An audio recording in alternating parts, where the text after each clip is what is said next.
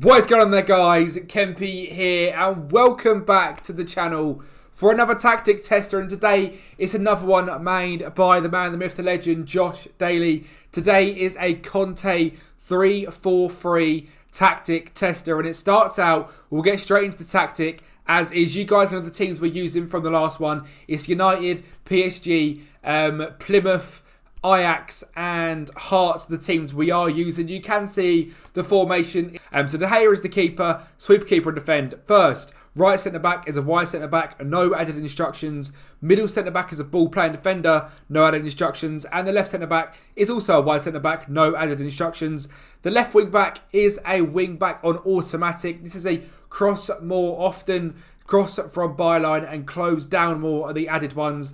And they're the same, well, they're not the same on the right actually. It's a wing back on automatic again, cross more often and cross from byline. You've got a ball winning midfielder on defend on the left with no added instructions. A deep line playmaker and support, no added instructions. A winger on the right, no added instructions. An inverted winger on the left with cross, aim, centre, shoot more often and stay wider. An advanced forward down the middle with shoot more often on. That is the player instructions. And you can see for United, it works quite well. It's sort of positive mentality. In possession, it's balanced on width, pass into space, a player out defence, and the tempo is just one touch higher. Nothing else is changed. There's actually not that many tactics, which is quite nice to see. In transition, it's a regroup and counter-attack when possession has been won. Distribute to centre-backs and take short kicks is on also. And it's high press and more often. Stand to defensive line. It's obviously meant to be a very defensively solid formation. We'll go through to the end of the season, which each of the 5 teams, see how they all got on. Let's sim the first year, well, the year, and see how the teams have got on. Just a very quick interruption from myself. It's just a quick reminder to subscribe to the channel, drop a like on this video, and also get them bell notifications on. It helps me out massively, and it helps you massively as well, so you don't miss any future videos on the channel. Carry on enjoying the video. We'll kick things off with the French champions, PSG, storming the league, 105 points, 84 goal difference. They have scored a ridiculous amount of goals, 38 games played, 35 wins, 0 draws, and they won the Friendly Cup. They got knocked out in the quarterfinals of the Champions League by Inter Milan, which is rather unfortunate, to be honest. Not really good for PSG. The Coupe de France, they were knocked out in the 10th round by FC Nantes, but they won the trophy, the champions. You can see in the league, Mbappe got 41 goals, Neymar got 40. Average ratings is dominated by Mbappe, Neymar and Marquinhos. And oh my God, 81 goals before 2 players is unbelievable. I may have said it wrong earlier. It's 35 wins, 3 losses, 0 draws. 84 goal difference, 105 points. What the hell does Kylian Mbappe do? What a man. He's had a fantastic year in this formation. If we actually have a look at the squad and have a look at goals, 50 overall for Mbappe, 45 for Neymar, who's had a great year as that advanced playmaker on the left. And Messi on the right as a winger on attack, 14 goals, 16 assists. Obviously the goals are coming from left and from right, not me, from left and from up top, not from the right. And have a quick look at the team stats as well. Possession-wise, 57% possession. You're not meant to be holding too much by the looks of it. Most goals on 108 is absolutely wild. Let's go in the data hub and just have a look.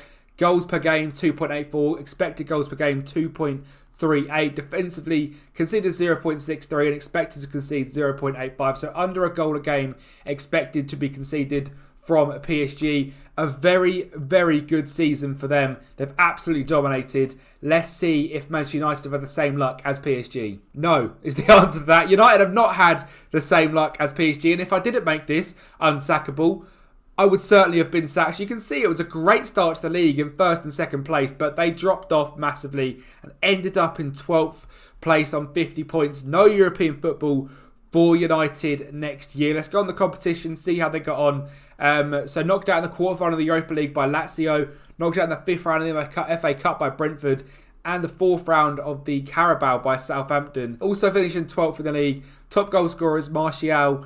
He's had a very good season, to be honest. Martial's done very well. 33 games and just 24 goals. So he didn't play that many games, but smashed it when he did. And I feel like probably the transfers have not helped United. It looked quite good as a base team to start off with, but obviously I do not have the team to really go all the way with this formation. Martial being the 2nd top goal scorer. Haaland's in a world of his own on 39 goals. If we just look at the team stats, possession-wise, nowhere to be seen. Average attendance right at the top, obviously. Up the Reds, it's been the derby day today. We do get to look at the data hub. Expected goals of 1.66, goals of 1.82. So we're not creating too many chances, but not too bad at all. We look to score more than anyone else in the league. Conceded 1.5 per game, expected to concede 1.74. Made a few more fouls, a bit of a dirty formation maybe. So again, the second team, the first team PSG smashed it. Second team not so good as United. Let's go and have a look at Plymouth. Obviously they're predicted to come in basically a mid-table of the League One and finishing 9th. Let's see where they end up. Maybe this is a tactic if you're down in the lower leagues. Plymouth storming League One, 101 points. That is quite the season indeed. Smashing the league, 31 games won, 8 draws, 7 losses, 39 goal difference. 4th round of the FA Cup by Brentford, 3rd round by Colu, and knocked out in the southern section by Crystal Palace under-21s. But that doesn't matter. They have smashed the League One. They have been top of the league since, that must be about November. They have smashed it. Ryan Hardy has had the season of his life. 44 games, 46 goals. He certainly enjoyed playing as that advanced forward. I imagine he played there because no one else could have. I imagine Ennis might have got some games there, but it looks like Hardy was the main man up top and the only person really scoring goals. Danny Mayer getting some goals. Ennis chipping in with 8. Mikael Miller chipping in with 6 and 7 assists. But Ryan Hardy, the man scoring all of the goals. Looking at the data hub, again, scoring more goals than anyone else. Expected goals of 1.7, so maybe not the best finishers. You could argue they should even have more goals and probably more wins. Conceding 0.72, expected 0.97, interceptions and a lot more fouls. Again, that seems to be a constant, is there is definitely more fouls in this formation. That ballman midfielder, I'm guessing, is rather dogged and getting in and about the place, cutting about, making fouls, but keeping the team locked. Possession-wise, again, we're not holding it. We're looking to regroup and counter-attack in that 3-4-3, and it is certainly doing that. 4th place in goals scored, quite a way behind Portsmouth, but it doesn't matter. They've won the league, defensively solid, scored the goals they needed to go, and Ryan Hardy has smashed it. Let's go see how Ajax got on in the Eredivisie.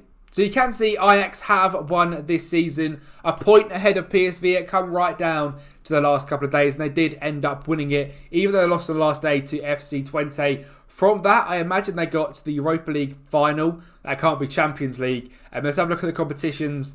Yeah, they got knocked out in the Champions League, coming 3rd in a very good group, to be honest. On goal difference, on head-to-head, I imagine. But Europa League getting runners up is a very, very good season. Winning the Eredivisie, runners-up in the Europa League. They have done very well. Steven Berghuis seems to be the man to score all their goals. It would be odd if he's the man playing down the middle. Let's have a look who's scoring all the goals. So it is Berghuis. Tadic has got 27. I guess that Berghuis is the man down the middle. Tadic off the left. That would be my strong guess. And maybe Bergwijn off the right. Robbery getting 14 goals. Kudus from centre mid, I imagine, getting 7 goals as well. Ajax are very good in this formation. You can see it suits them quite well, and they have done very well indeed. Data Hub, Jesus, they have scored so many goals. 2.53 a game. Expected to score 2.06, having a lot of shots. Again, more fouls on average than anyone else.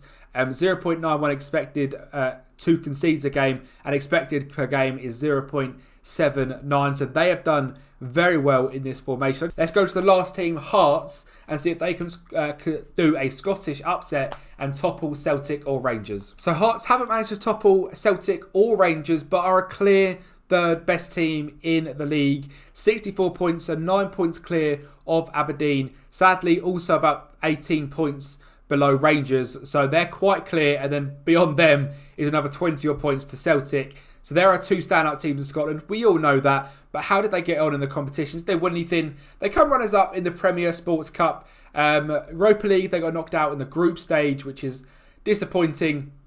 And the Scottish Cup, they got knocked down in the 4th round by Aberdeen. But you know what? In the league itself, coming in 3rd, they've done very well in the long run. Shankland had a good season, scoring 26 goals as that advanced forward. Obviously, it is dominated by Celtic, but you can see Hearts have a positive goal difference. 64 points is nothing to slouch about. Goal scored and expected goals was actually less than on average. Fouls per game, a hell of a lot. Pass completion, very good. Goals conceded, they conceded just over a goal a game. Expect to concede a tiny bit more than that. But they've done very well as well in this formation with a main goal scorer in Lawrence Shankland. So if you are playing this formation, your striker is going to have to be an absolute bagman because he is where a lot of the goals are coming from. We've also seen with PSG, the left wing spot as an advanced winger is also a very, very strong position in this formation. I hope you guys have enjoyed that 3-4-3 CONTE tactic tester. Let me know if you guys down below have used this tactic, and a massive thank you to Josh Daly as well for letting me do a video on this tactic. His links and everything will be down below. He's done so many tactic testers at the moment, and he's done one of these back in November. Thank you guys for watching, and I'll speak to you all next time.